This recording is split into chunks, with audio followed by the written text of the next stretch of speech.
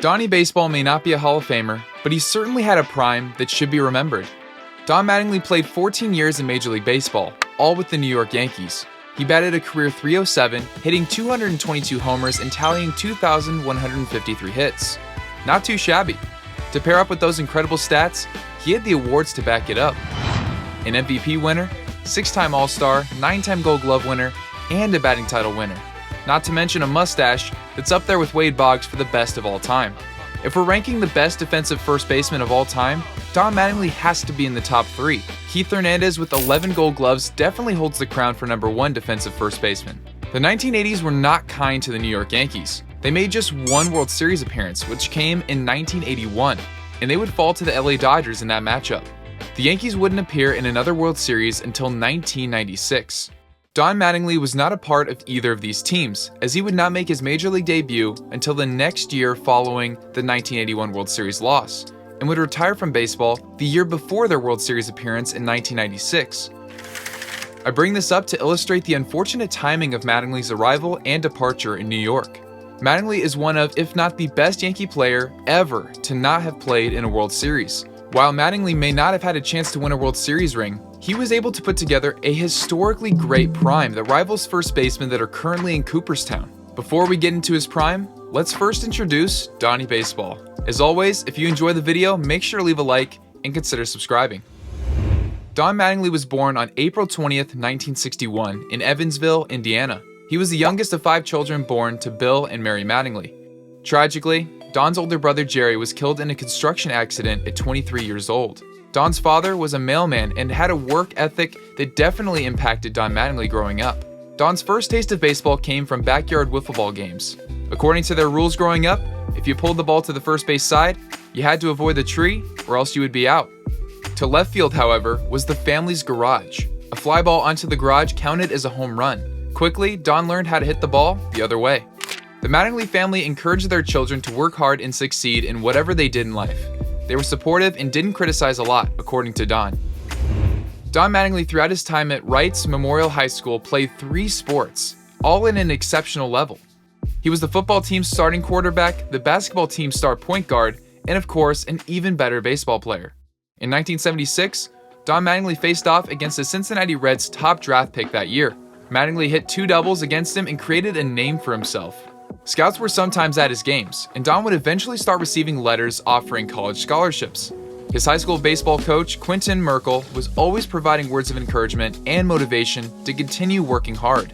Mattingly remembers his coach being the biggest influence along with his father in building his work ethic. Coach would say to me, "If you're the best player in the region, you should try to become the best in the state. If you're the best in the state, then you should start thinking about being the best in the country." That ethic, to always get better, helped me in the minor leagues when I was fighting for jobs. 1979 saw Mattingly become a big-time prospect and was even featured in a write-up for Sports Illustrated. Even with his high-tier prospect status, most teams did not draft him with the expectation that Don would attend college. However, the Yankees figured they'd roll the dice and selected him in the 19th round of the 1979 amateur draft, and would decide to sign a minor league deal with New York. Mattingly climbed through the minors rather quickly, hitting .349 in 53 games during his rookie professional season. He moved up to Class A South Atlantic League and proceeded to lead the league with a .358 batting average. The following year, now in Double-A ball, he would continue to rake, hitting .315 with 98 RBIs. 1982 would see Mattingly join Triple-A Columbus, and he had a great season there as well, batting .315 again with 10 homers and 75 RBIs. He would start earning recognition for his elite defensive abilities at first base. In September, Mattingly was given a late-season call-up for his first cup of coffee in the big leagues. He got just 12 at-bats, picking up his first big league hit and first big league RBI. Don Mattingly made the opening day roster in 1983, but was sent down after getting little to no playing time throughout the first 2 weeks of the season. He was sent down to Columbus on April 14th. This would become his last trip to the minor leagues. After knocking the cover off the ball in 43 games for Columbus, Mattingly was called up after Bobby Mercer retired on June 12th, opening a roster spot. Mattingly would not instantly become an everyday regular, spending the duration of 1983 as a pinch hitter, spot starter, and defensive replacement at both the corner outfield positions and first base. After a fiasco in July of 1983 that resulted in the game getting resumed nearly a month later, Don Mattingly was put into the game as the second baseman. Wow. He only played there for 1 out, but he became the last lefty to play second base in Major League history. Early on in the 1984 preseason, then-manager Yogi Berra told Mattingly that he would be a reserve player to start the season, as Steve Kemp, Dave Winfield, and Roy Smalley were slotted in to play left, right field, and first base. Mattingly was happy to make the team, but considering that he was batting .474 at the time throughout the preceding spring games, made it difficult to accept his role as a reserve player. But as Mattingly told New York Times in an interview, "I feel I can change their mind or at least make it a very tough decision to sit me down." His positive outlook and determination to win a spot would pay off. After continuing to hit well and making slick defensive plays at first base, Berra came around and decided to slot Mattingly in as the team's everyday first baseman. Berra would quickly realize that he made the correct decision. The start of Don Mattingly's insane prime starts now. Mattingly started off 1984 as an offensive force to be reckoned with. His power numbers went through the roof, thanks to the help of Lou Piniella, who worked with Mattingly to increase his power by tweaking his mechanics. In July of 1984, Mattingly made his first All-Star game as a reserve. He got an at-bat in the 9th inning and flied out against Goose Gossage. Don Mattingly and teammate Dave Winfield got into an incredibly close race for the American League batting crown. On September 1st, Mattingly led the race by just 1 point, hitting .352 to Winfield's .351. The competition for the batting title was without a doubt the best ongoing story in New York City. The last 2 weeks of the season featured both players' current batting average on the scoreboard to the 9th digit. The excitement was mainly due to the fact that a Yankee hadn't won the batting crown since Mickey Mantle in 1956. But this year was special, with the chance at 2 Yankees finishing 1 and 2 in hitting, which had never been done before. Entering the final weekend, Mattingly led Winfield .342 to .341. Mattingly on Friday and Saturday, however, would go just 1 for 7, falling behind Winfield by 3 points, batting .339.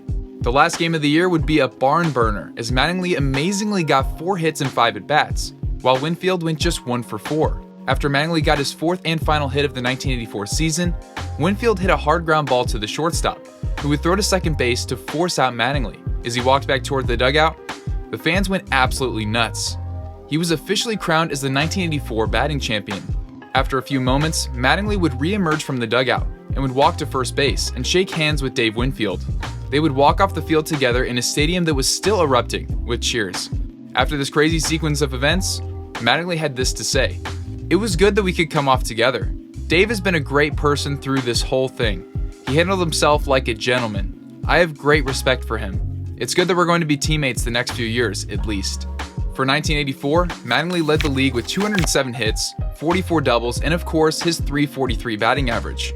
He hit 23 homers, drove in 110, and posted a .156 OPS+, which is better than the OPS+ that Freddie Freeman tallied for 2022. The reason I bring him up is because he was the top finishing first baseman in MVP voting, and that in some ways they have similarities. They both are all-around great hitters and have great defensive abilities, although Mattingly definitely has the edge in that department. Mattingly also finished in the top 5 for RBIs, total bases, slugging percentage, and extra base hits. He would finish 5th in MVP voting, although when looking at those who finished above him, there's definitely a case to be made that he should have finished a spot or 2 higher than he did. In the offseason following the 1984 season, the Yankees traded with the Oakland A's to get Rickey Henderson. This would not only bring the team a player with insane speed and on-base skills, it would bring Don Mattingly and company a lot more RBI opportunities with runners in scoring position. In 1985, Mattingly got even better. While his OPS+ remained at 156, he increased his power numbers. His 35 homers and 145 RBIs would both be career highs. He led the league in doubles, RBIs, and total bases with 370. Going back to the RBI opportunities, with runners on base, Mattingly would prove this point with not only the runs driven in, but also accumulating 15 sacrifice flies for the season, which led the league. Mattingly throughout his career was not the type to strike out a lot, and he continued to show off his great selective eye at the plate, walking 56 times to just 41 strikeouts. For his career, Mattingly walked 144 more times than he struck out. The Yankees won 97 games this season, and despite Mattingly's efforts, finished 2 games below the Blue Jays, cutting their season short. For his incredible season, Mattingly won the MVP award, which for the sake of this video, we'll ignore the fact that George Brett, Wade Boggs, and teammate Rickey Henderson arguably deserve the MVP more. Ironically, after this season, Mattingly would draw comparisons to Wade Boggs and George Brett via Lou Piniella. Stan Musial even said that Mattingly, quote, "reminds me of myself." In addition to the MVP hardware he received, Mattingly also won his first career Gold Glove award and Silver Slugger. The following season was Mattingly's quote-unquote career year. That's how great his prime was. It's hard to even pinpoint what year was his true best year. But if I had to put money on it, I got my money on 1986. While the Yankees once again were unable to bring Mattingly some postseason action, Don continued to show why he was a perennial MVP candidate. Before we talk numbers, let's talk about Don Mattingly playing on the other side of the diamond. In need of a fill-in following an injury, the Yankees needed a volunteer to be an emergency fill-in at third base. Mattingly volunteered, and manager Lou Piniella gave him the thumbs up. He became the first left-handed throwing third baseman to play in the majors since Wee Willie Keeler in the early 1900s. The bottom of the first saw Mattingly get his first play at third. While he fielded the ground ball cleanly, he unfortunately made a wide throw that allowed hitter John Moses to reach first base.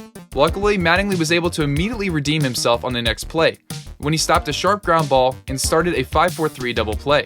For his career, Mattingly played just 3 games at third base, had 1 putout, 11 assists, just the 1 error, and was a part of 2 double plays.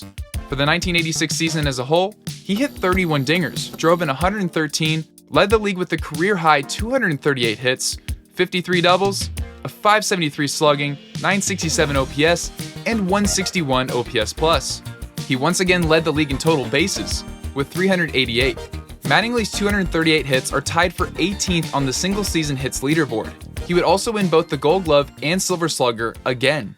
1987 saw Mattingly start in a slump, hitting just .240 with 3 home runs through his first 33 games. Then he started to figure things out, raising his average to .311 by the beginning of June. Just when he was getting in mid-season form, Mattingly injured his lower back, something that was always a factor throughout his life. He was born with a birth defect. Certain discs in his back were just more prone to causing pain.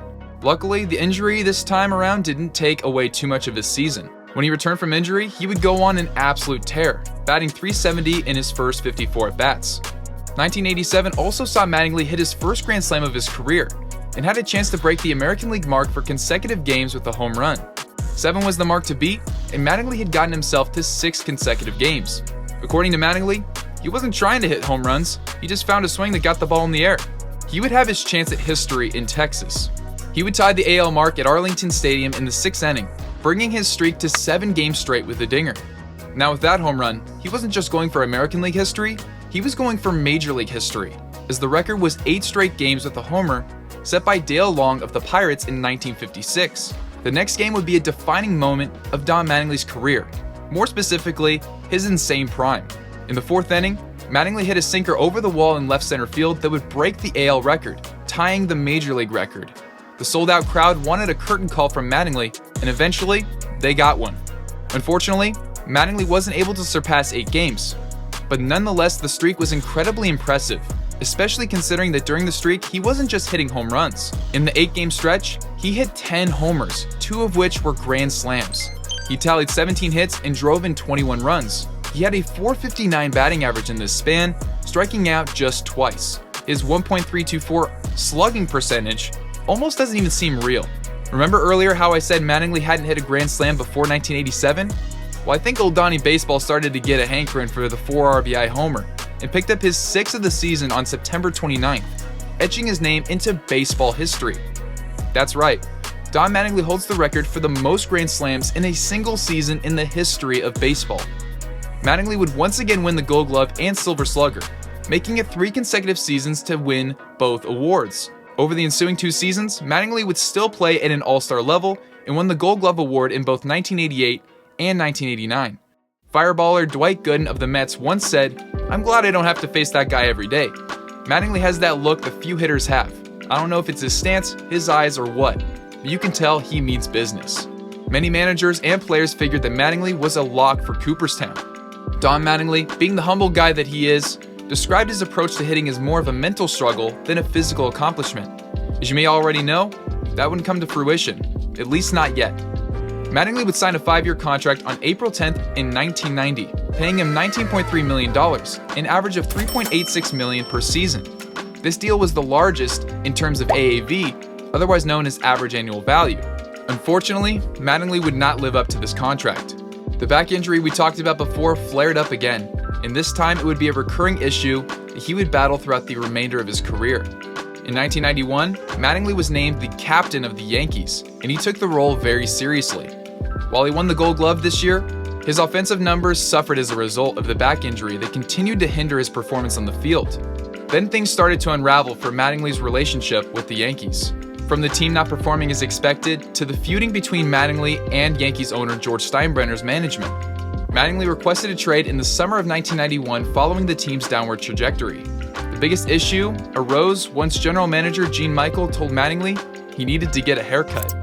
His long hair and mustache were not in compliance with the haircut rule in his contract. He was benched for a game as a result and eventually got the haircut, but Mattingly was starting to see the situation as more than just a haircut.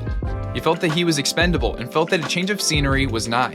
1992 saw Don Mattingly come back with a new refreshed attitude. While he wasn't the same player he had a productive season, his first in a few years. He would win his 7th career Gold Glove this season. Entering Mattingly's 11th full season in the major leagues at almost 33 years old, he still did not have a taste of postseason baseball.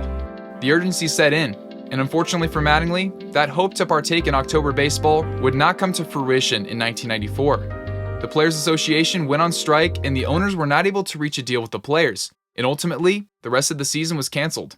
Don Mattingly wasn't sure if he would come back for the following season. The strike was settled on April 3rd of 1995, and Mattingly decided to return. He decided to focus on the positives and felt that if it wasn't this year, they'd try again next year.